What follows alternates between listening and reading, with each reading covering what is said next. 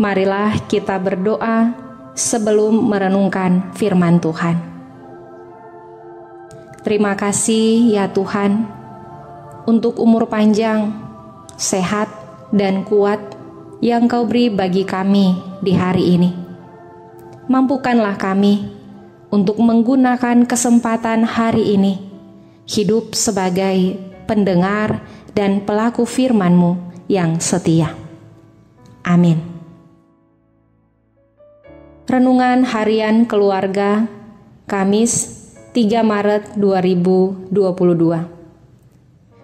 Korintus pasal 1 ayat 14 dan 15. Aku mengucap syukur bahwa tidak ada seorang pun juga di antara kamu yang aku baptis selain Krispus dan Gaius, sehingga tidak ada orang yang dapat mengatakan bahwa kamu dibaptis dalam namaku. Judul renungan hari ini, bukan untuk menyombongkan diri sendiri. Paulus sebagai seorang rasul, ketika ia melakukan pelayanan, tidak ingin menonjolkan atau menyombongkan diri sendiri. Mengapa? Sebab bagi Paulus, yang ia layani adalah Yesus Kristus, Sang Empunya pelayanan itu sendiri. Paulus hanya membaptis Krispus dan Gaius. Krispus adalah seorang pria Kristen pada abad pertama Masehi yang tinggal di kota Korintus. Ia adalah kepala rumah ibadat sinagog di Korintus yang menjadi percaya kepada Tuhan bersama-sama dengan seisi rumahnya setelah mendengarkan pemberitaan Paulus dan memberi diri dibaptis. Bandingkan dalam Kisah Para Rasul pasal 18 ayat 8. Sedangkan Gaius, orang Derbe, adalah salah satu dari orang-orang yang dibaptis Paulus di Korintus. Bandingkan Roma pasal 16 ayat 23.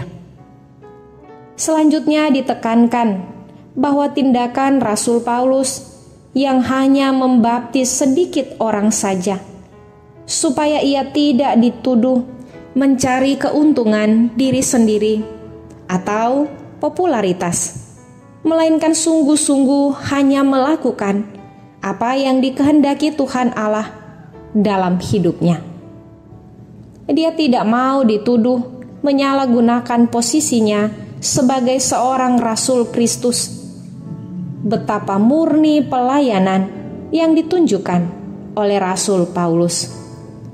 Sebagai keluarga Kristen, apapun yang kita lakukan dengan tugas dan tanggung jawab yang ada, janganlah kita menyombongkan diri, menganggap bahwa kita lebih berarti dari orang lain, dan merendahkan mereka yang ada di sekitar kita.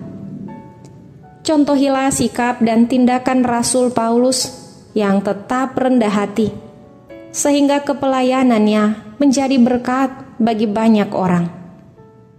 Semoga kita juga melalui tugas dan kerja yang diembankan Tuhan, dimanapun kita berada, kita dipakai oleh Tuhan menjadi berkat bagi banyak orang. Mari kita berdoa. Ya Tuhan, ajarkanlah kami supaya tetap rendah hati, tidak menjadi sombong ketika berhasil dalam setiap pekerjaan dan pelayanan, agar nama-Mu yang dimuliakan. Amin.